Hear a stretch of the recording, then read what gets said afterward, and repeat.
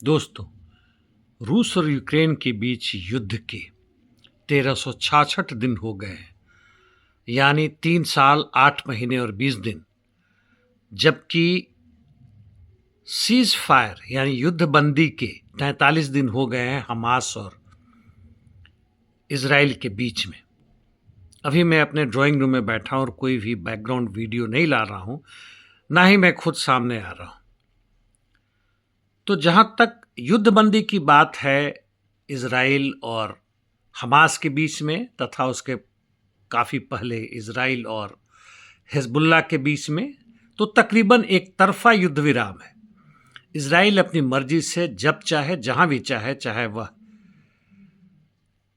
Hamas का क्षेत्र हो यानी गाजा पट्टी हो, यहां तक कि वेस्ट बैंक में भी हो, दक्षिण लेबनान या अन्य क्षेत्र में भी हो, सीरिया में भी चल रहा है, वह आक्रमण कर सकता है, वह बमबारी कर सकता है और लोगों को मार भी रहा है, जिसमें अधिकांशतः बच्चे और औरत हैं।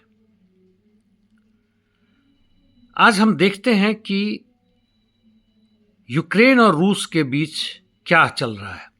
सबसे पहले युद्ध के बारे में बताने से पहले बता दूं कि जेलेंस्की के ऑफिस ने कहा है कि जो पीस टॉक या पीस फॉर्मूला ट्रंप सरकार ने बनाकर दिया है रूस और यूक्रेन के युद्धबंदी के लिए, वह उन्हें मिल गया है। और कल मैंने अंग्रेजी में जो बातचीत की थी 2 दिनों के बाद, उस पर मैंने इसकी हल्की सी चर्चा की थी। तो आज मुख्य बिंदुओं पर फिर से बताता हूं कि उनमें क्या है। इस ट्रंप प्लान के हिसाब से क्रीमिया, डीपीआर और एलपीआर यह रूसी क्षेत्र माने जाएंगे। दक्षिण में करसों और सटा हुआ जापोरिजिया एरिया, इसको फ्रोजन माना जाएगा, यानी जमा हुआ है लाइन ऑफ कांटेक्ट में, जहां पर जिसका कंट्रोल है। जो क्षेत्र इसके अधीन आते हैं वह डीमिलिटराइज जोन कर दिया जाएगा, लेकिन रूस के ही कंट्रोल में होगा और कोई भी बॉर्डर चेंज फोर्स के द्वारा नहीं किया जाएगा। अगला है कि कोई भी नेटो फोर्स यूक्रेन में नहीं होगा, लेकिन पोलैंड में रहेगा।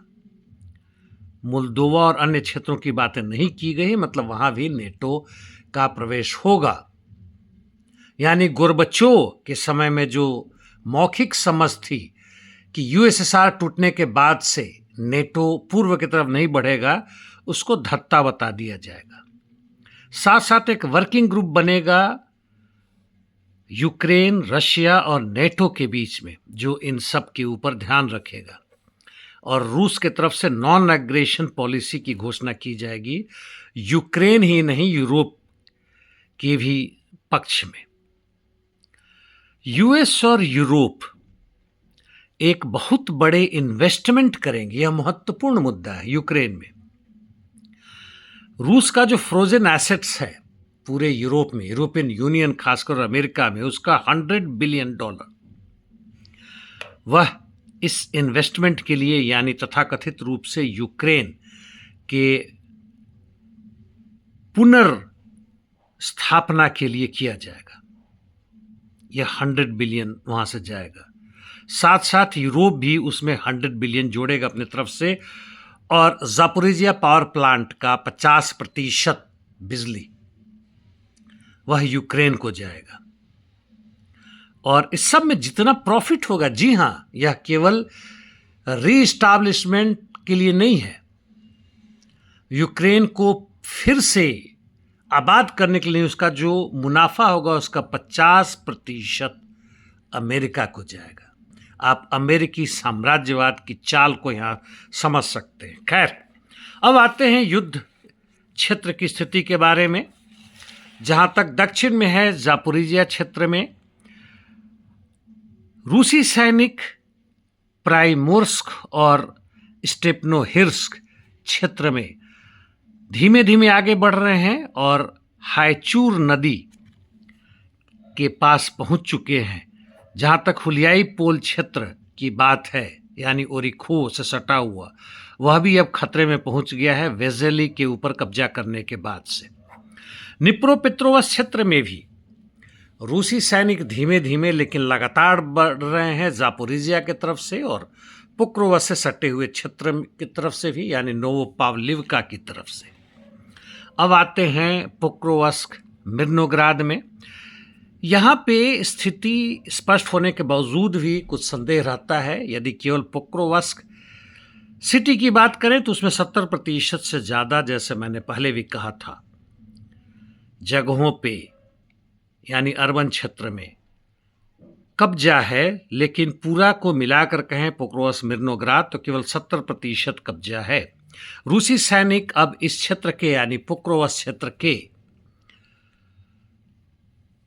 उत्तर में आगे बढ़ रहा है, ग्राइशीन क्षेत्र में, और 1 किलोमीटर तक बढ़ चुका है।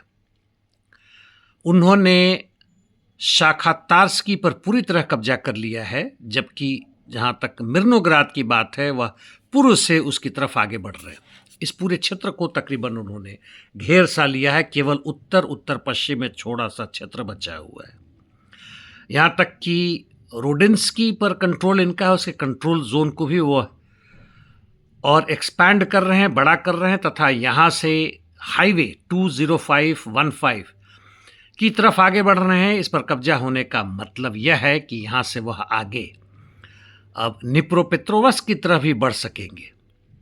हालांकि इन क्षेत्रों में यूक्रेन का बहुत जबरदस्त काउंटर अटैक जारी है और ब्रेक थ्रू करने की कोशिश कर रहे हैं ताकि इनकी जो सेना वहाँ घिरे पड़े हैं उसको निकाल सके रोडिन्स्की और पुक्रोवस्क के उत्तर में। हालांकि इन्हें उसमें सफलता नहीं मिली है।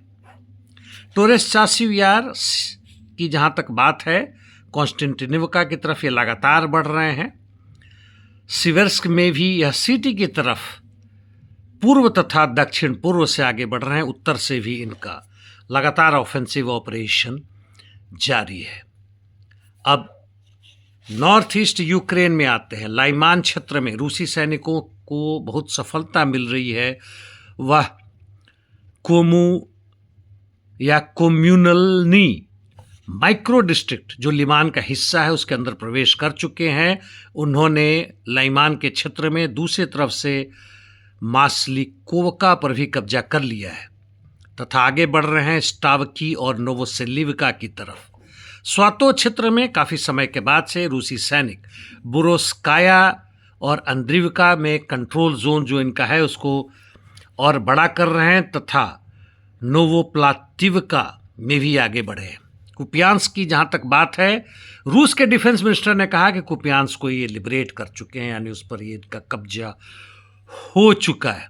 हालांकि उन्होंने भी कहा है और ऐसे मालूम है कि यूक्रेन के कई ग्रुप्स वहाँ पे जहाँ तहाँ बिखरे पड़े हैं, उनका रेसिस्टेंस जारी है और तकरीबन 15 बटालियन कम नहीं होता दोस्तों। यदि वास्तव में 15 बटालियन के घिरे पड़े हैं तो कुपियांस्क पर पूरी तरह से भी रूस का कब्जा नहीं हुआ है। उनको समय लगेगा उनका आत्मसमर्पण करवाने या उनको पूरी तरह से नेस्तनाबूद करने में वक्त है।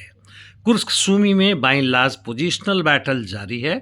हाँ, उसके पहले मैं भूल गया, यूक्रेन के उत्तर में वोल्चांस्क में रूसी सैनिकों का दावा है कि 80% क्षेत्र उनके कब्जे में है और वो लगातार आगे बढ़ रहे हैं। जहाँ तक इंटरडिक्शन मिशन की बात है, दोनों तरफ से बहुत ज़बरदस्त जारी है।